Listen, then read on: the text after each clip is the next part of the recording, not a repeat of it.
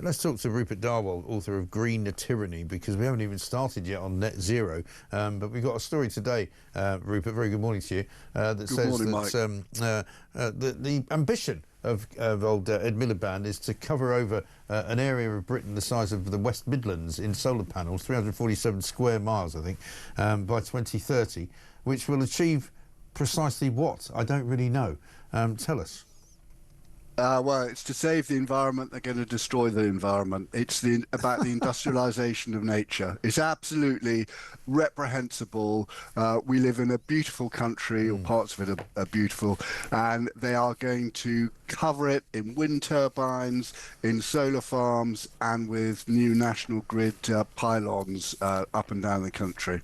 I was staggered, actually. I was down in Margate a week or so ago, and looking across the sort of Thames estuary to Southend, I had no idea just how many wind wind machines there were in the sea. I mean, it's absolutely horrendous. Yeah, I think those came in under David Cameron, actually, Mike.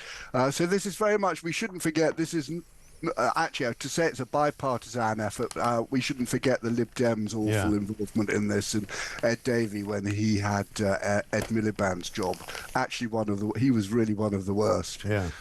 Well, this is the trouble. I mean, you know, people worry about what they call the uni party, because they're all responsible for it. You know, this ridiculous net zero, you know, sort of race to nothing, because it was the Tories who kiboshed their own party. You know, even now, when I talk to Tory MPs and talk to them about the future of their party and whether it will have a place in politics in years to come, and I say, you know, and they say, oh yes, well, we're very much, you know, looking at the targets, the net zero targets. They're not still walking away from it. They still think we should achieve net zero. They still can't explain what it is. They still don't know why.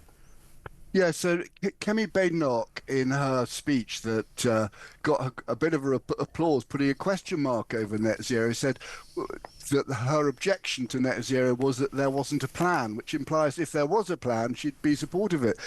They're not questioning the whole notion of net zero and the cost to the country and the insignificant effect it has on global emissions. As we know, Britain's emissions now are next to nothing. And as we outsource more and more of our manufacturing to China and the global south, the amount that we emit just shrinks and shrinks. But of course, the number of jobs we have also shrinks and shrinks. And they keep talking about energy security while at the same time refusing to generate their own energy other than by the means of these so-called sustainable methods, which clearly aren't sustainable. I mean, it's the most ridiculously named thing ever, isn't it? Yeah, I mean, weather dependent. Wind and solar are weather dependent. It completely depends on the weather. When it's sunny, you get quite a lot of solar, but of course, most of the year is not like this balmy 1st of July day. No. And the peak power needs in this country are on a early evening in winter.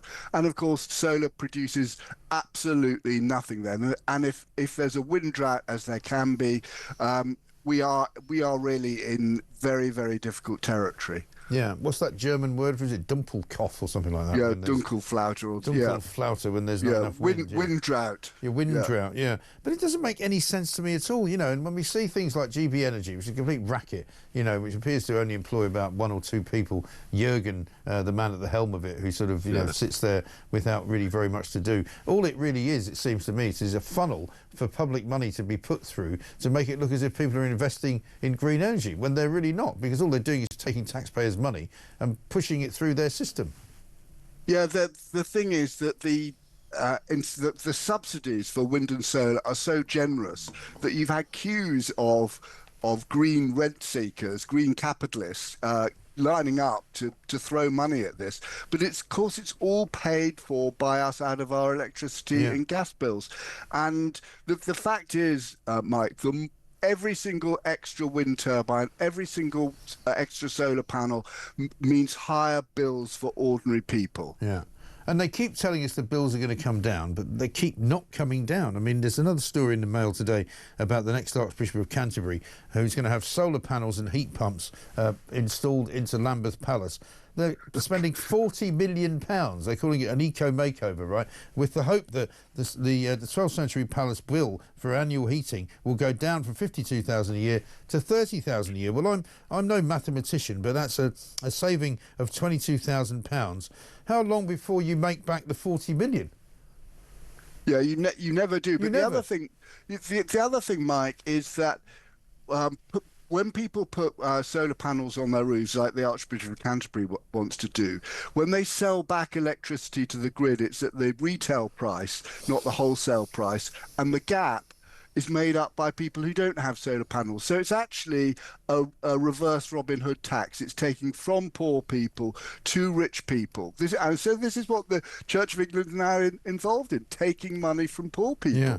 Well, I've just worked it out. I think at 22 billion, it's something £22,000 a year. So it would take sort of, so £220,000 in 10 years. So it would take 50 years to save £1 million. So in order to save 40 million, I mean, they're talking millions of years before they get the money back. It's total virtue signaling, which shows how the Church of England and indeed the previous Pope, he had, if you remember, he had that encyclical called Laudato Si, which was all about renewable energy. Yes. and had the war on global warming and so forth. Yeah, it is absolutely extraordinary. And meanwhile, we've got the next climate change conference to look forward to in Brazil. I was speaking to Deanna Davidson, who's living there now, former Tory MP, who was saying some of the stuff that they're having to sort of do in order to prepare for this conference, like building hotels, cutting a huge swathe of space through the Amazon rainforest to make a superhighway to take all the VIPs to the new hotels that they're building. I mean, the carbon footprint of what they're actually putting together is ludicrous.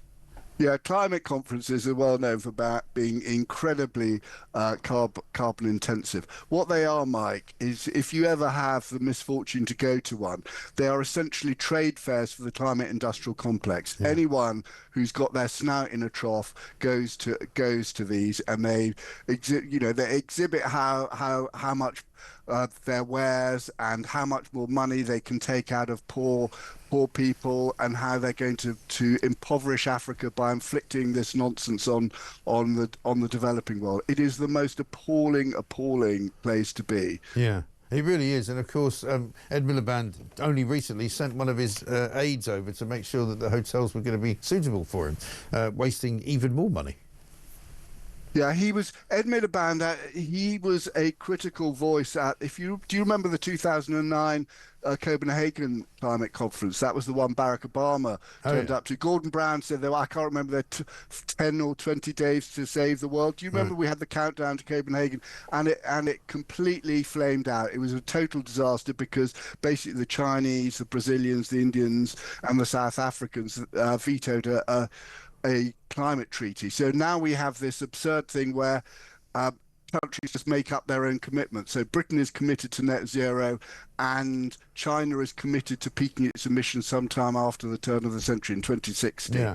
It's all a joke, isn't it? They just want to create some kind of statement at the end of it, and I think the peak sort of stupidity of it all was when they had the one in Dubai and Qatar, I think it was last time. It was just nonsense, wasn't it?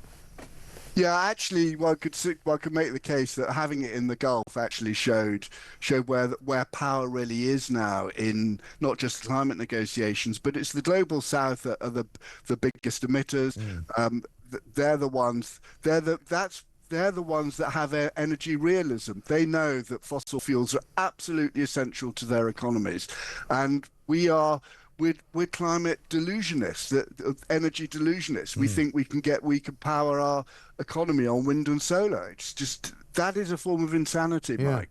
It really is, and thank goodness for people like yourself, Rupert, and me, and to be fair, because we can actually talk about it sensibly rather than with the most ridiculous nonsense. Rupert Darboll, author of The Green Tyranny, thank you very much indeed. We will no doubt will be seeing, all of the weeping and the wailing and the, we've only got 5 minutes to save the earth, sort of Flash Gordon type stuff that they'll do at the next Brazil COP30, I guess it is. Absolutely ridiculous. Totally mad.